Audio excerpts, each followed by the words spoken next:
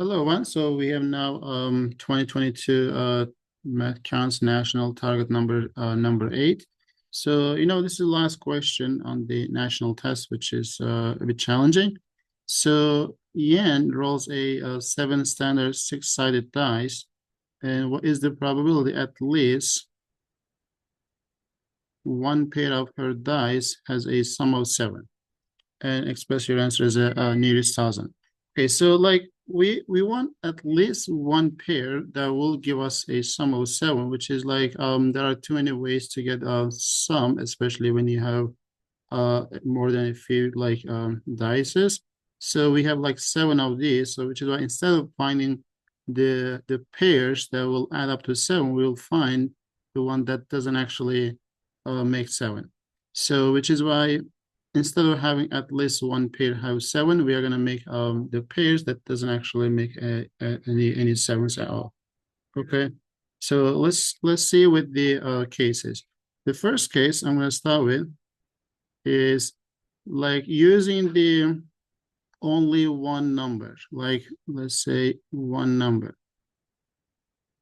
So what I mean by that, like if I just use, let's say 1 7 times, or 2 7 times, right? So you will not get at all a 7 regardless of how you add them. So you will just get the same number and the sum will not be 7. And then you can do it with this any digit, any of those 6 numbers. So which is why there is like 6 ways that we actually can get those like same numbers. There will not be any 7s when you add it.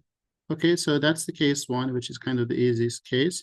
The case 2 is like 2 numbers that will be used.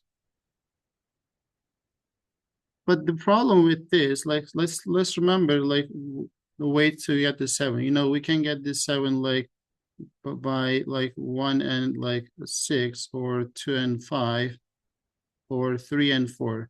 So any number you choose, you should have another number that you can pair to get sum. And if you want like 2 numbers only used, which we need to decide what 2 numbers will be used, and then of those 2 numbers that we use, the sum will not be 7. So which means, like we can determine, like if I choose one of these numbers, let's say 1 or 6, or 2 or like 5, or 3 or 4, so you will not get a 7 at all. So which means I just need to choose only one of the numbers in each pair. That will guarantee that there will be no 7 when you add it. So, but the question is, we just need 2 numbers that will be chosen.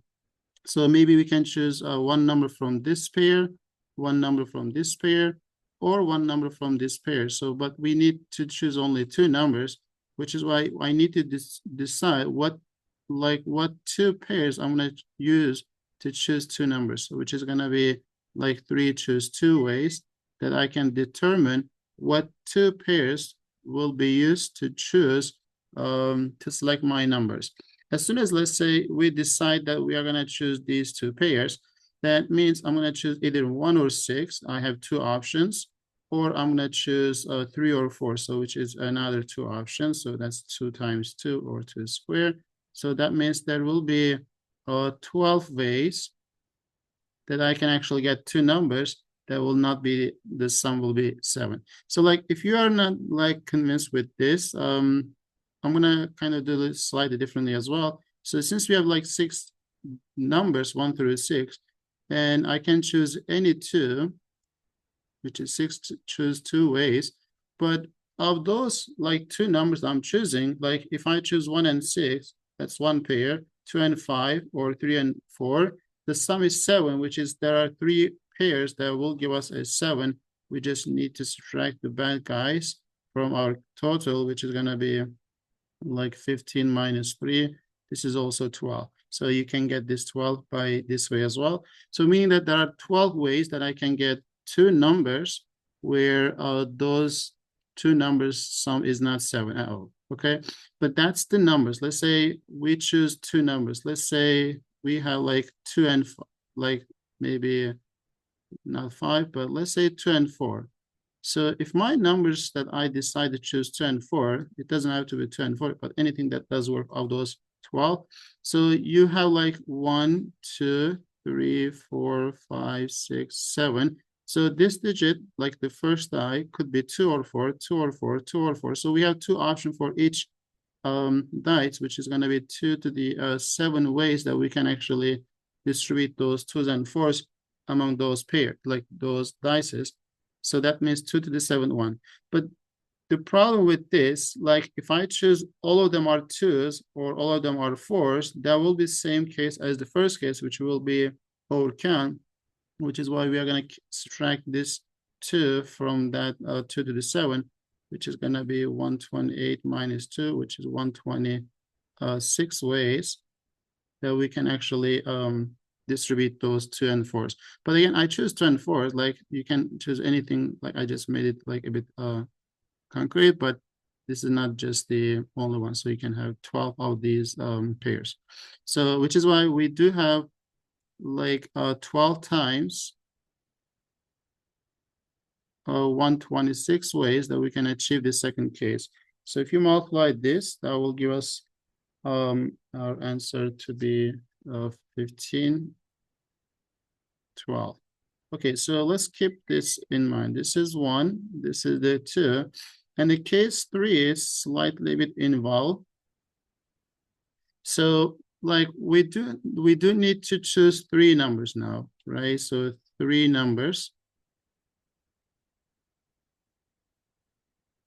So like I can choose only one of these, and one of these, which means I need to determine one numbers from this one. I have 2 options to do that. I can choose one of these 2. So that will make 2 options, and then the same thing with this. So which will tell us 8 ways to determine what 3 numbers I'm gonna choose. Okay, as soon as I have those 3 numbers, let's assume our number is like 1, let's say 4, maybe let's say 5. Okay, so I'm just making this assumption, like of those 8 choices, this might be one of these. So in this case, still you have 7 like dices. Each number could be 1, 4, or 5. So we have 3 cases for each dice. So which will make 3 to the 7. But the problem with 3 to the 7, we do have some cases where maybe all of these are going to be equal to 1, which is actually counted here, or all of them are equal to 4 based on my selection, but that's also counted here. Or if all of them are equal to 5, that is also counted. So which is why we need to subtract 3 like ways from this, because that was already counted on the case 1. But if they are all the same, but maybe not just all 3 equal, but maybe 2 of these are equal. For example, like we have like 1 and 5, for example. Like we can have 1, 1, 1, 1 all the way 1, and then 1, 5, or some number of like different arrangement. Like we can have 2 of these like numbers are repeating, and the second number is, let's say, 5 or something else. So you could say there are some old counting of this 3 to the 7 that was already counted in the case 2, which we know that every time we have 2 numbers, let's say 1 and 4, there was like 126 ways that we actually counted. That was a number of ways.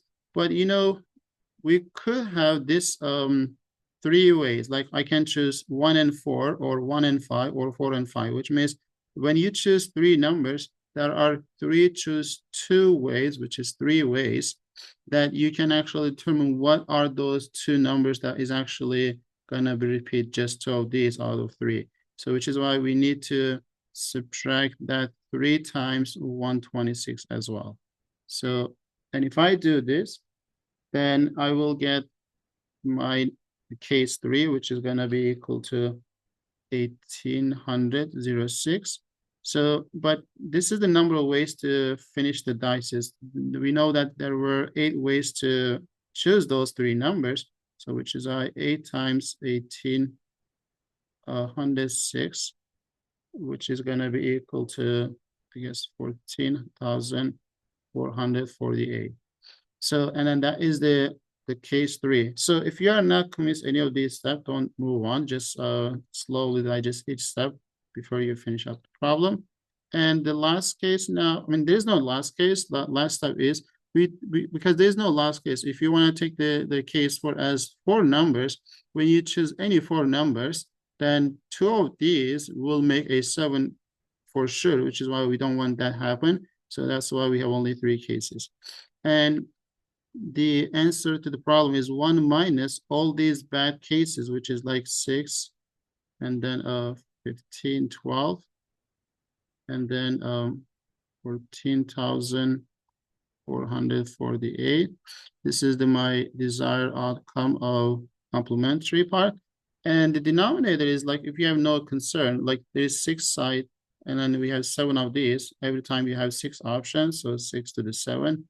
So if you do this, I will just get roughly 0. I guess 943. So that was a bit challenging, but I highly recommend you to kind of go through these steps on your own and kind of convince yourself before you move on. Okay, so I'll see you in the next video.